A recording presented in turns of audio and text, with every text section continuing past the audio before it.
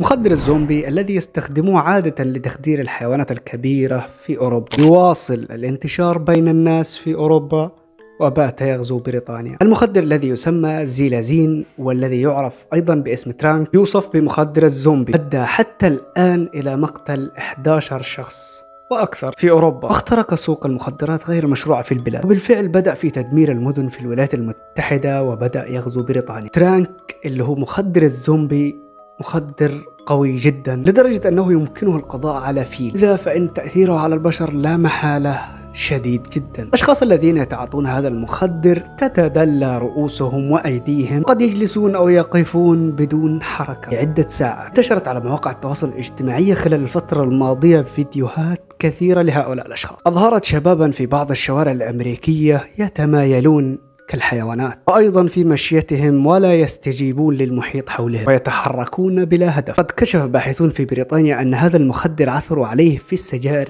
الإلكترونية. ما يجب أن تعرفوا عن مخدر الزومبي أو ترانك، عد مزيجا من مادة الزيلازين التي يستخدمونها لتخدير الحيوانات الكبيرة والضخمة مثل الخيول والفيلة. أعراضه تبدأ في ضيق التنفس ووقوف في إمدادات الدم، ويترتب عليه تعفن في طبقات الجلد وتؤدي إلى بتر الأطراف. يقول الخبراء أنها مادة تطيل النشوة بغض النظر عن المواد الأفيونية الأخرى. أشاروا إلى أنها تمنح إحساسا مهدئا لكن مدمر.